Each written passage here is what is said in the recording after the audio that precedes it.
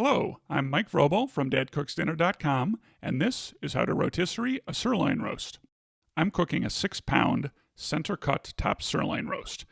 I want to truss it about every 1.5 to 2 inches so that it doesn't flop around on the rotisserie while it's spinning. I cut myself 6 pieces of butcher's twine, each one about twice the width of the roast. I start trussing the roast 1 inch in from the end. Start the first tie on the knot by looping the string over itself twice. Then, when you pull tight, this tie will hold itself tight, and that makes the second tie and tying off the knot much easier. Repeat every 1.5 to 2 inches down the length of the roast, pulling tight to force the roast into a cylinder shape as you tie. Trim the extra string from the ends of the knots. We don't want that flopping around on the grill, or it might start to burn. The roast is trussed, so it's time to season. Sprinkle it all over with a mix of 1 tablespoon of kosher salt and 1 tablespoon of coarsely ground black pepper. If you have the time, salt early. Season the roast the night before and refrigerate on a rack over a rimmed baking sheet, and you'll get a dry brining effect. The roast will be more deeply seasoned than if you salt right before cooking. It's time to put the spit in spit roasting. Take the rotisserie spit and slide the first fork on. Figure out about where it should go so that the roast is centered, and then tighten it down. Run the spit right through the center of the roast. Watch your fingers on the other side, but I use them to kind of feel where the point is coming through so I can aim for center mass. Slide on the second fork and force it deep into the roast.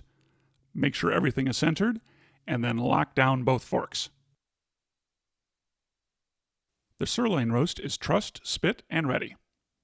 Let it rest at room temperature while we go set up the grill. Put the rotisserie motor in the bracket on the side of the grill and make sure it's plugged in. It always works better that way. Remove the grill grates to make sure there's enough clearance for the spinning roast, and put the drip pan directly on the burner covers in the middle of the grill. I'm setting up for indirect medium-high heat, about 425 degrees Fahrenheit. On my grill, that means I light burners number 1 and number 6 to high, and then I turn on my infrared rotisserie burner also to high. I heat the grill for 15 minutes to get it up to temperature before I start cooking. My grill is heated, and it's time to rotisserie. Put the point of the spit into the motor, put the other end of the spit into the notch, and start the motor spinning. Make sure everything is rotating freely and the drip pan is centered onto the roast, and then close the lid. I want to cook the roast at medium-high heat for about a half an hour to get browning started, and then drop the heat down to medium-low so that the roast finishes cooking gently. Keep the lid closed as much as possible while it's cooking. We'll be back in a half hour to check on browning. It's been 30 minutes, and my roast is nice and brown. I'm going to turn off my infrared rotisserie burner to cut the heat down to about 300 degrees Fahrenheit, medium-low. While the lid is open, I'm going to check the temperature to see how it's going.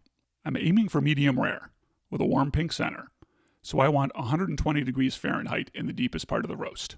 That may sound a little low for medium rare, but this is a really big roast, and it's going to have some carryover cooking, even once it comes off the grill. I'm going to continue to cook with the lid closed, checking the temperature every 15 minutes, and more often when I get closer to my target temperature. 120 is perfect for medium rare. If you want rare, aim for 115 degrees Fahrenheit. If you want medium, aim for 125 to 130. Beyond that, I don't want to know. The roast has been cooking for a total cooking time of about an hour, and it's hitting about 117, 118. I don't want to overcook it, so I'm going to pull it off the grill now. Oh my. As soon as the roast comes off the grill, you want to take it off of the spit and cut away the trussing twine. As the roast cools, that crust is going to harden, and it will be harder and harder to pull them loose without ripping that delicious crust the longer you wait. Cover the roast with foil and let it rest for 15 to 30 minutes before carving. Resting the roast gives it time to cool down just a little and let the carryover cooking finish. A rested roast is more evenly cooked and gives us juicier beef. Oh my! Pink, juicy, and gorgeous. So there you have it. One center cut top sirloin roast cooked on the rotisserie. This has been Mike Vrowell from DadCooksDinner.com. Thanks for watching.